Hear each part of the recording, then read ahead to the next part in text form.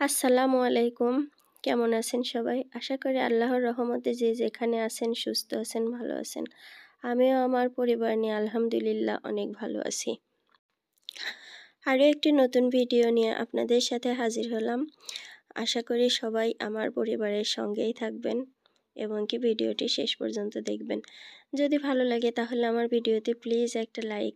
আপনার একটা লাইক আমার জন্য অনেক উপকারী, আমাকে অনেক দূরে নিয়ে যেতে পারে এবং কি আমাকে যদি একটু বেশি ভালো লাগে তাহলে প্লিজ একটু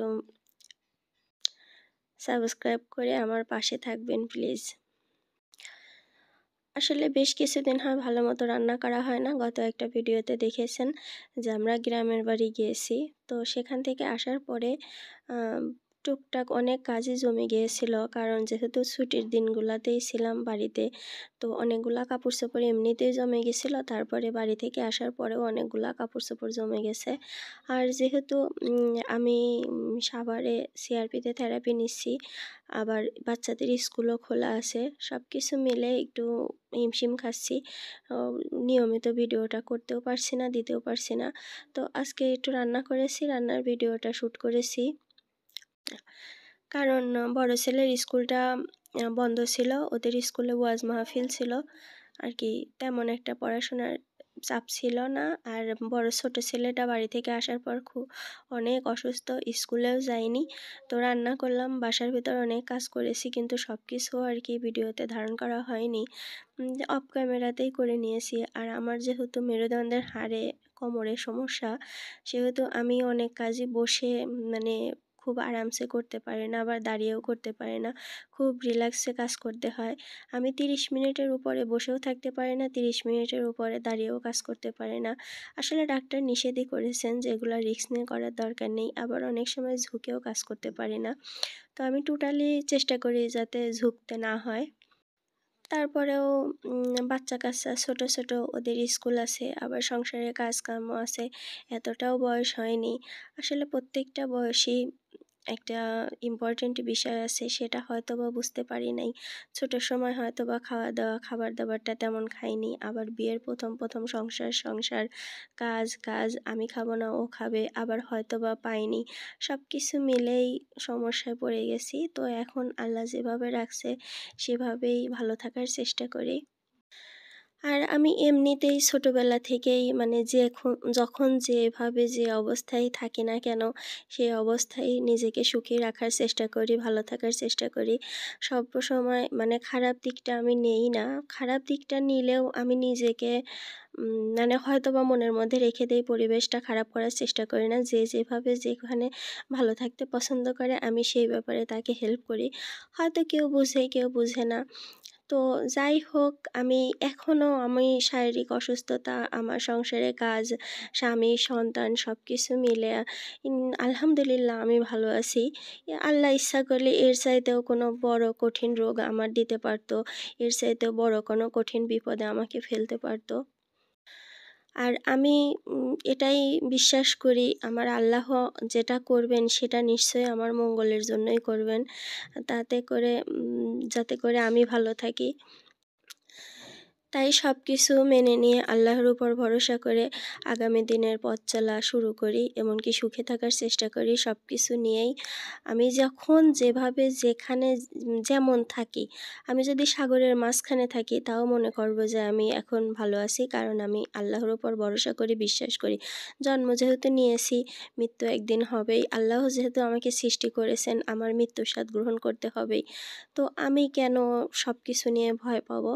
তবে আমার একটা দোষ আছে যে আমি স্ট্রেট ফরওয়ার্ড কথা বলতে ভালোবাসি, যা অনেক সময় বলতে নেই।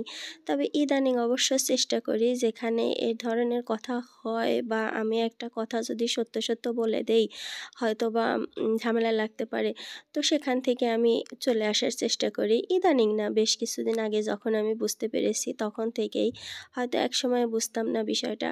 আর ইদানিং একটা জিনিস আরও চিন্তা করি, যেখানে আমার কোনো সম্মান নেই, মূল্য নেই, সেখানে আমি সেখান থেকে সরে আসার চেষ্টা করি।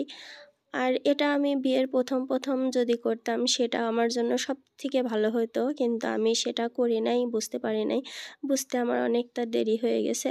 তো যাই হোক, দেরি হলেও যখন বুঝতে পেরেছি তখন আর সরেই আসছি। সরেই থাকবো ইনশাল্লাহ। তবে আমার উপরে আমার আল্লাহ আছেন, এমনকি আমার মাথার উপরে ছায়ার মতো, বটগাছের মতো ছায়া দিচ্ছেন আমার হাজব্যান্ড, আর আমার সোনার টুকরা 2টা রাজপুত্র আছে। আর যাই কিছু আছে আলহামদুলিল্লাহ 3 বেলা খেতে পারছি। ভাড়া বাসায় হলেও অসুবিধা হলেও থাকতে পারছি, এটাই অনেক আমার কাছে। আলহামদুলিল্লাহ, আলহামদুলিল্লাহ, আলহামদুলিল্লাহ, অনেক অনেক ভালো আছি।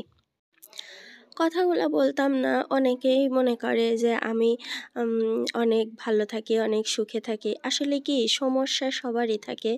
আবার দেখা যায় যে সমস্যা না থাকলেও তারা সমস্যা তৈরি করে বা নিজেকে ওই রকমভাবে উপস্থাপন করে যে সে খুব সমস্যায় আছে। আবার অনেকে আছে দেখবেন যে একটু লুতুপুতু টাইপের, গদগদ অবস্থা, মানে কি বলবো, যতটুকু আছে তার চাইতে বেশি শো অফ করে।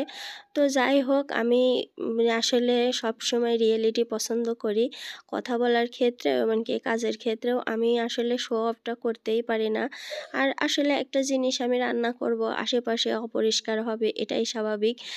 আসলে আমি এটা কথার কথা বলছি, যে মনে করেন আমি একটা রান্নাই করলাম, একটা এই যে ব্লেন্ডারে বাটতেছি, আমার এই জগটা অবশ্যই অপরিষ্কার হবে, এটা আমাকে অবশ্যই পরিষ্কার করতে হবে। এটা তো রিয়েলিটি। আমি যদি শুধু আপনার ব্লেন্ডারে দেখাইতাম আর দেখতাম যে আমি মশলাটা বেটে নিয়েছি, এটা ইজিলি হয়ে যায়, এরকমই হয়, তাহলে কি হতো? যে কোনো কাজ, আপনি একটা কেক বানাবেন, কেকটার পিছনে অনেক কাহিনী থাকে, অনেক কষ্ট করতে হয়। কিন্তু আসলে ওটা তো আমরা সাধারণত ইউটিউবে বা ফেসবুকে কেক বানানোতে এত কিছু দেখি না। শুধুমাত্র কেক বানানোর ফর্মুলাটা দেখি, ডেকোরেশনটা দেখি, কিন্তু তার পেছনে যে পরিশ্রম থাকে, থালা বাসন থাকে, অত কিছু, এই সব কিছু কিন্তু আসলে আমরা দেখি না। তো অনেকেই রিয়েলিটি দেখাতে পছন্দ করে, আবার অনেকে আছে শো অফ করতে পছন্দ করে। তো যাই হোক, আমি এই কথাগুলো বলার পেছনে অনেকগুলা কারণ আছে।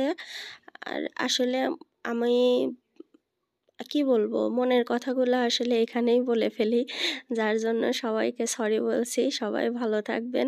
আর এই যে রমজান মাসের কিছুটা প্রস্তুতি নিয়েই নিলাম, যতটুকু সময় পেলাম, যে জিরা গুঁড়া করে নিলাম, আর রসুন বাটা ছিল না, আদা অবশ্য অনেকটা বাটা আছে, রমজান মাস শেষ হয়ে যাবে।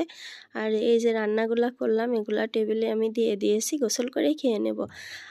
সবাই ভালো থাকবেন। আসসালামু আলাইকুম, আল্লাহ হাফেজ।